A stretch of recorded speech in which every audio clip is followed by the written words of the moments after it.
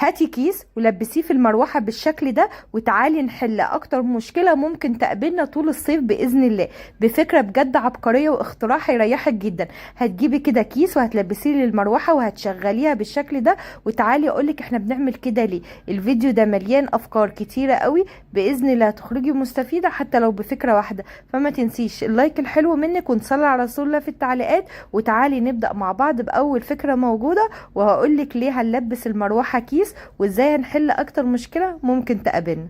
وتعالي نشوف اول فكرة معانا. الفكرة رقم واحد، كتير قوي بيبقى عندنا كرتونة مربعة مثلا او مستطيلة، وبيبقى عايزين نحط فيها حاجة طويلة واحنا مسافرين او بنشيل حاجة تحت السرير. فتعالي اقولك على فكرة حلوة جدا تعمليها في اي كرتونة عندك. لو انت حابة تحطي حاجة طويلة زي كده ومش راضية تتحط معاكي، طريقة سهلة جدا. هتجيبي بقى كده ست الكل المقص، وتبتدي ان انت تقصي اطراف الكرتونة بالشكل ده، من الناحية دي ومن الناحية التانية برضو. وهنفتح بقى الكرتونة من تحت برضو، وهنقص الاطراف بتاعتها زي ما قصيناها من بره، هنقصها برضو من جوه. الاطراف الصغيرة بس، يعني بتسيبي الكبيرة زي ما هي، والاطراف الصغيرة بس بتقصيها بالشكل ده، بتقسميها نصين. وتعالي بقى اقولك ازاي هنخلي الكرتونة دي تشيل معانا اي حاجة طويلة. بتدخليهم كده جوه بعض وبتحركي الكرتونة بالشكل ده. بصي بقى بتلاقيها قلبت معاكي كرتونة طويلة، تقدري ان انتي تشيلي فيها اي حاجة طويلة بمنتهى السهولة. بصي بقى الجهاز اللي انا كنت عايزه احطه جواه وما كانش راضي اتحط معايا بمنتهى السهوله، وتقدري ان انتي تقفليها عادي جدا. ودي كده كانت اول فكره. يلا لو عجبتك بقى بسرعه لايك حلو منك، وتعالي كملي معايا باقي الافكار، عشان انا متاكده ان كل الافكار النهارده هتعجبك جدا باذن الله. الفكرة رقم 2، هتجيبي كده قطعة سلك وهو المضرب بتاع البيض اليدوي، وهتجيبي كده قطعة السلك البلدي، وتبتدي ان انت تدخليها كده في المضرب البيض في السلوك بتاعته، وتبتدي ان انت تلفيها وتثبتيها عليها كويس جدا وتغطيه بالشكل ده. طب احنا عملنا ايه؟ احنا عملنا حاجة تساعدنا جدا في غسيل اي حاجة ضيقة زي شفشق الخلاط، او مثلا اي حاجة ضيقة كده ايدك ما ينفعش تدخل جواها.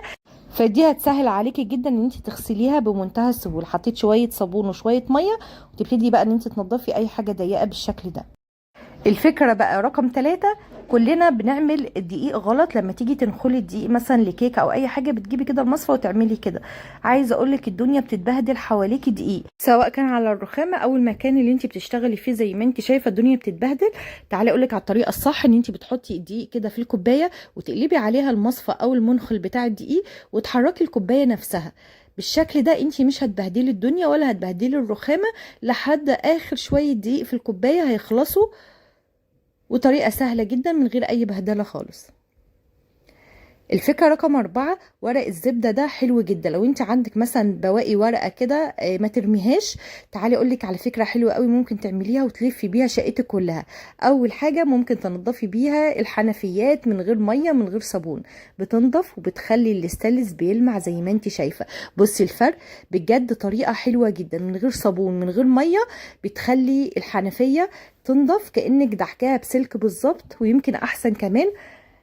بصي بتبقى عامله الحنفيه ازاي، شوفي الفرق. بصي الحته دي برضو، بصي جربيها هتعجبك جدا بجد. النتيجه 100% حلوه قوي. ممكن نعمل بيها ايه غير الحنفيات؟ هنعمل بيها اي مرايه موجوده عندك في البيت.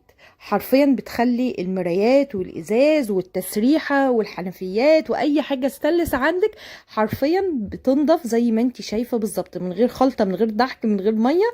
نضفي بيها بقى كل الحنفيات اللي موجوده عندك، وكمان كل المرايات اللي موجوده عندك في البيت. تعالي نشوف الفكرة رقم 5، وهي الفكرة الأساسية معانا في الفيديو. هنلبس كيس للمروحة. ليه آية؟ هقولك دلوقتي. كلنا بنعاني من تنظيف المروحة ومنبقاش عارفين نفكها، أو ممكن عايزين ننضفها أوام أوام كده بدل ما نقعد نفك حتة حتة. النهاردة جايبالك فكرة عبقرية جدا. كل اللي انت محتاجاه بخاخة زي كده، هتحطي فيها شوية من الصابون وشوية مية وشوية من الدوني، وهترشي على الشبك بتاع المروحه كويس جدا، تغرقيه كده بالخلطه بتاعتنا النهارده. وبعد كده هتجيبي كيس وتلبسيه جوه المروحه بالشكل ده وتشغليها. عايزه اقول لك كل التراب وكل الحاجات اللي موجوده جوه من غير فك ومن غير تعب، هتلاقيها نطرت كلها ودخلت جوه الكيس. طبعا احنا بنحط الكيس علشان كتمه الهواء اللي بتلف المروحه بتنضف معايا مع شويه الميه اللي احنا رشيناهم. بجد هتشوفي دلوقتي المروحه حلوه جدا ونظيفه، واحسن من الاول بكتير. عايزه اوريكي، بصي فعلا بتبقى نظيفه جدا والشبكه بترجع نظيفه قوي. وعايزه اقولك ان انت بتبقي الحيطه اللي من ورا بتتبهدل تراب، فانت خلي بالك لازم تقفلي الكيس كويس جدا. الحركه دي حركه سريعه لتنظيف اي مروحه عندك من غير فك ومن غير مجهود كتير. زي ما انت شايفه كده المروحه نضفت معايا بمنتهى السهوله. تعالي نشوف الفكره الاخيره. احسن طريقه تسني بيها اي مقصات عندك ان انت بتجيبي كده مسمار صلب يكون طويل وتفتحي وتقفلي عليه المقص الاول. زي ما انت شايفه المقص ده كان قديم عندي وبصراحه كان متلم كده، فقلت لا انا هعمله معاكم النهارده عشان لو حد عايز يسن اي مقص يسنه بالطريقه دي. المفروض ان تبقى دي اخر فكره معايا في الفيديو، بس في فكره طلبت مني كتير هوريها لكم وبعد كده خلاص كده الفيديو بتاعنا خلص. ارمي سلك المواعين في الميه المغليه واقولك على فكره هتخلصي بيها شغل البيت في ثواني باذن الله، وهتحل معاكي مشكله كبيره قبل رمضان. تعالي اقولك احنا هنعمل ايه. في اي حله عندك زي ما انت شايفه هتغلي حوالي كوبايتين كبار من الميه، وهتجيبي السلك بتاعك وتبتدي ان انت تقطعيه كده. ممكن تستخدمي 2 أو 3 على حسب الكميه اللي انت عايزاها. انا هستخدم كده 3 وكل واحده فيهم هستخدمها لحاجه معينه. بعد كده هجيب بقى ليمونه كامله وهبتدي ان انا هعصرها زي ما انت شايفه، وهرمي القشر مع السلك. يعني انت بعد ما تعصريها حطي نص الليمونه المعصور ده مع السلك بالطريقه دي. تمام، ترميها كده بعد ما تعصريها، وادي نص الليمونه التاني. وبعد كده هحط عليها حوالي فنجان صغير جدا من الخل الابيض بتاعنا العادي زي ما انت شايفه كده.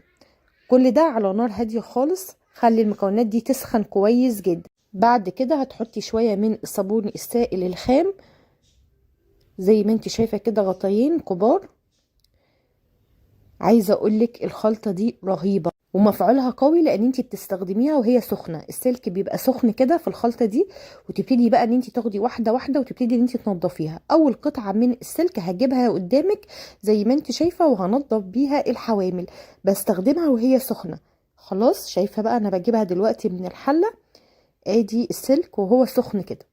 خلاص تحطيها بقى تلبسي اي حاجه في ايدك عشان بيبقى سخن، او تحطيها كده على فرشه زي ما انا عملت، وادعكي بقى ونضفي الحوامل بتاعه البوتاجاز. عايزه اقولك هتنضف، ولو فيها دهون لازقه هتلاقيها فكت كده وساحت معاكي بمنتهى السهوله. لازم تستخدميها وهي سخنه.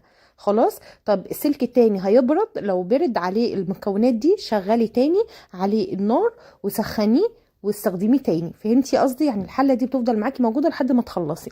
شغلت عليها برضو دقيقتين 3 وخدت كده شرايح الليمون وجبت برضو التاني بقى وهو سخن كده ولسه نضيف، وبدات ان انا انضف بيه فرن البوتاجاز زي ما انت شايفه كده. عايزه اقولك والله الخلطه دي بتفور الدهون، يعني جميله جدا. بس البسي حاجه في ايدك لان بيبقى سخن قوي وممكن ما تقدريش ان انت تمسكيه.